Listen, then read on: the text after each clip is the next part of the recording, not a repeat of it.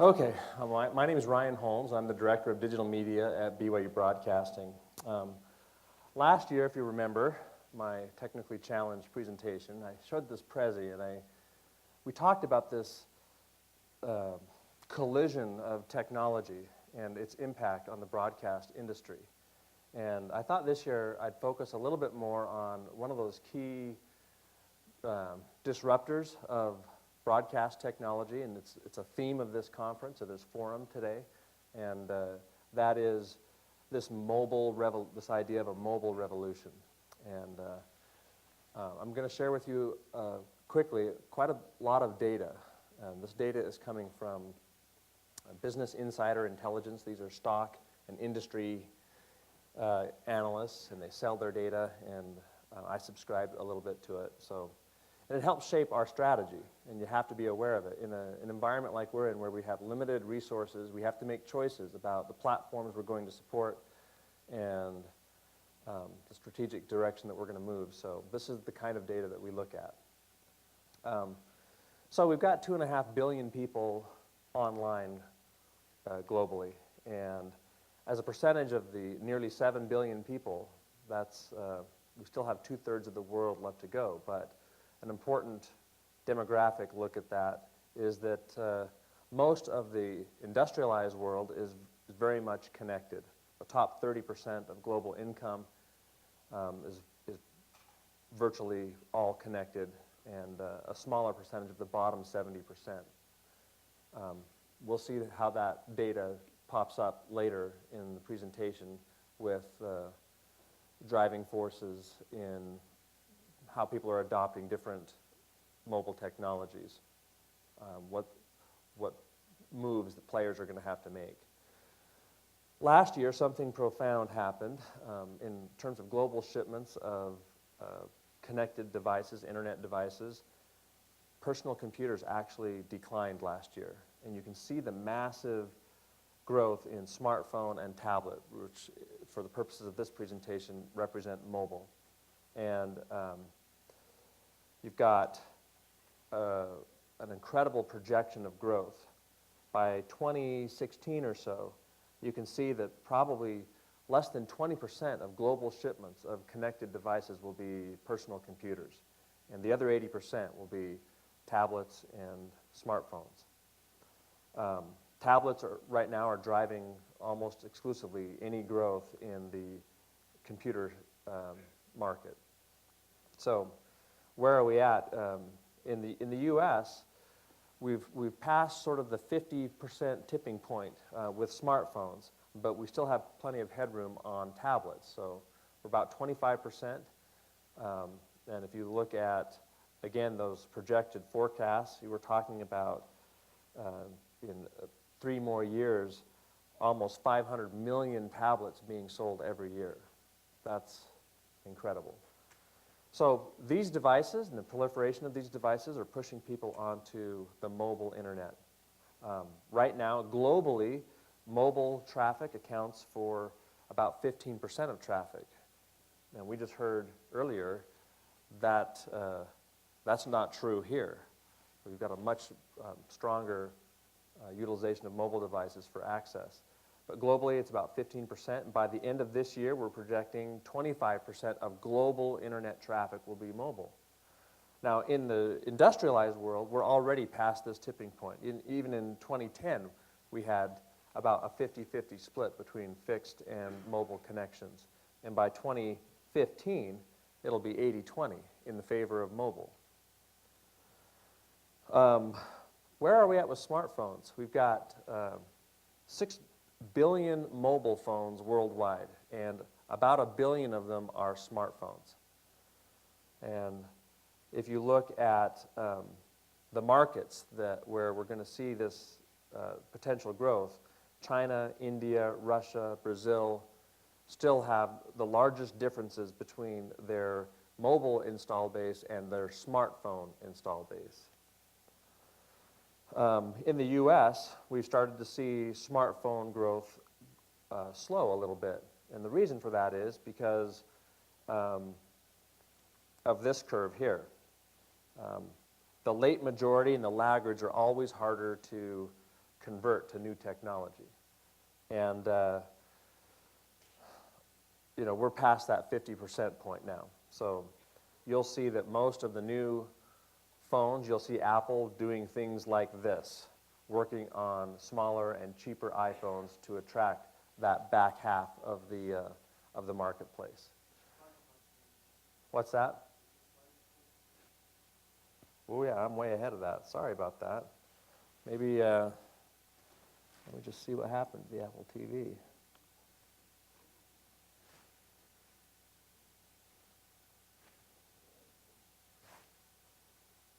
Okay, interesting.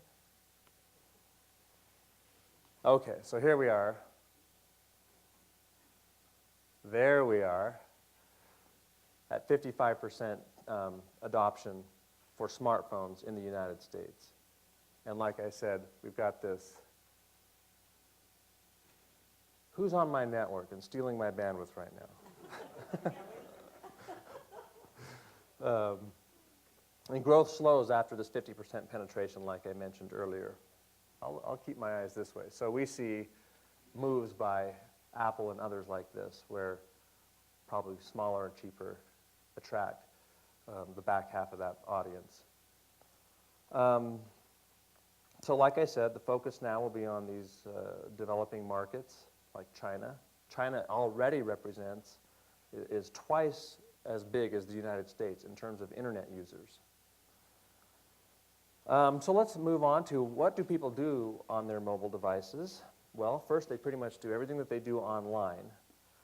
But the two largest categories of activity on a mobile phone or on a smartphone rather, are games and social networking. Both of those categories account for about 70% of activity, which is kind of interesting. My purpose here isn't to wax philosophical and get into the societal impacts of this, but I could talk for a long time about that. If you look at Pandora, 70% of their traffic is from mobile devices. Twitter is 55% from mobile devices, and even Facebook, who was heavily criticized for not understanding the mobile platform, now is seeing a third of their traffic. And I just read a report this morning.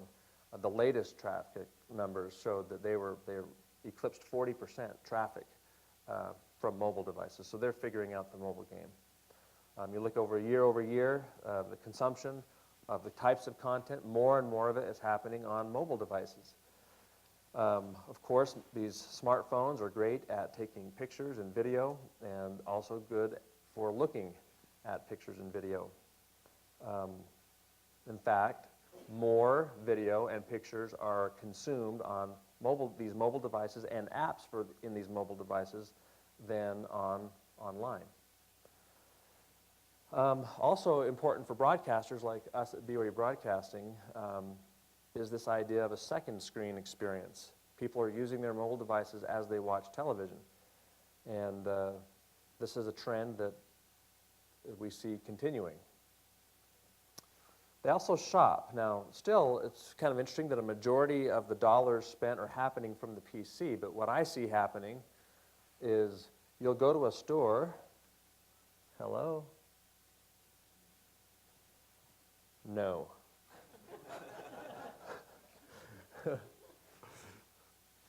That's strange. What I see happening in stores is you'll take your mobile phone and you'll do a price check, and you'll go into a Best Buy and you'll realize, I can buy this for $50 cheaper at Amazon, and you'll go home and complete the transaction on your PC. That happens a lot. Like I said, they use smartphones to make buying decisions in stores. And they pay for stuff. Mobile revenue is small as a percentage, but the rate of growth is almost straight up now. And of course, they buy content. And here you see a slide that shows, come on.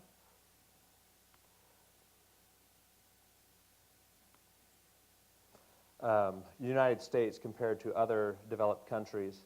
And it's interesting that on the left side, you've got more entertainment-oriented and maybe more news-oriented on the right. The United States crowd is very much into the entertainment use for their smart devices. And they do some stuff that they don't do online. This is an interesting phenomenon. Before I came to BYU, I used to make video games, and there's some big video game franchises out there worth literally billions of dollars. Okay. Maybe what I need to do is turn Bluetooth off.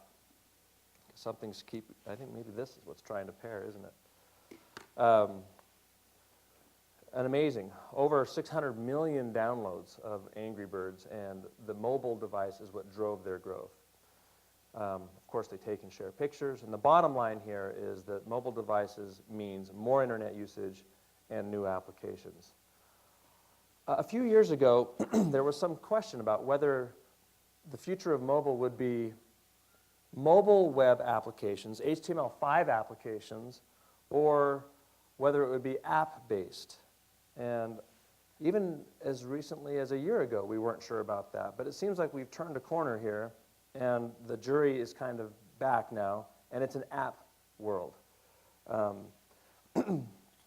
App Store downloads on Apple's App Store will hit 60 billion this year. And you see this increasing growth in the time spent on apps versus mobile websites with smart devices. So the answer there is, if you want to engage your customers in a mobile way, maybe an app is the best way to do it. That's the preferred way to do it. Mobile app revenue is small, but growing very fast. Most downloads of apps are free. And so I'm really sorry about this. I don't know why we're getting this. There's a model called freemium, in-app purchases. I have some nephews and I that, like I said, I used to work in video games, and we have an iOS app and called Infinity Blade, and that app has been tremendously successful. You pay for it, but you also, there's in-app purchases, and the in-app purchases in that app more than double the money that's spent up front to acquire the app. Like I said, games are the biggest money makers. Mobile has become a platform game, and platforms usually standardize around one or two platforms, and the winners are Android and iOS. And it's a two-horse race here. Android has a 75% global market share, but there's a caveat here. Mostly because it owns China. It absolutely owns China, which is the biggest market. But in tablets, Apple is the dominant player because the iPad was first. We see Android making a run there, of course. But like I said, here's the caveat. Here's the mystery. If you look at which devices are actually used for mobile commerce and web traffic, iOS still dominates. So where are all these Android users? Well, Apple has created this ecosystem for developers. So Apple is the dominant app store. And you get this idea that developers would rather develop for Apple first than for Android. That's kind of been alluded to earlier today. Develop an iOS app, and then if you have time, an Android app. That's because all the money is on the Apple platform.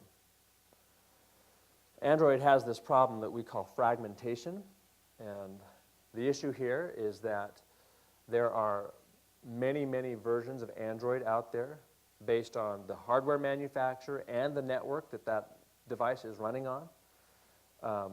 And so you might buy a Samsung on a certain device, and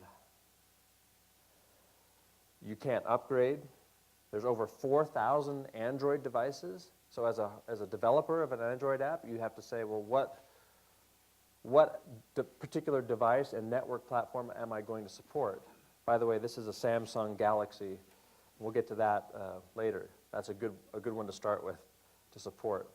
Android users often can't update to more modern versions of their platform, so they get stuck on a certain version, whereas with iOS, when new versions come out, everyone pretty much can upgrade. But in 2013, we see Android making significant headway on this, and Android 4.0 and above will be the dominant platform in distribution, and so we expect this monetization and utilization gap to narrow. And for people in the video space, Android presents a particular problem.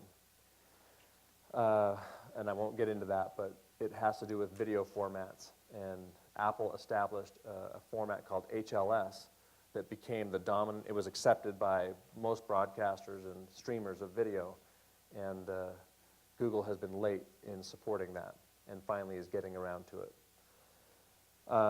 There's really only two dominant players in terms of profits. It's Apple and Samsung.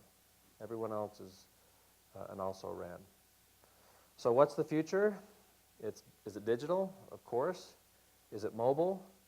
Yes. Is it only mobile? No.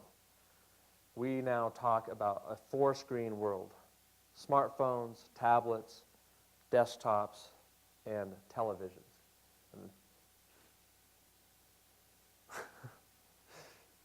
I'm moving too fast for the network.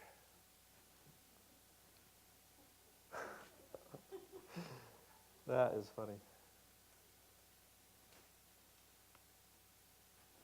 Well, I'm done with my presentation now anyway, so.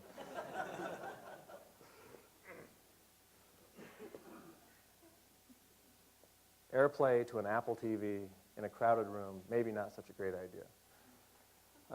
If you have any questions about this data or anything that we're doing at BYU Broadcasting, we've actually got some fun things planned for 2013. We're working on an Xbox 360 app. Android is also going to be developed this year. So, fun things for us. Any questions? All right, thanks a lot.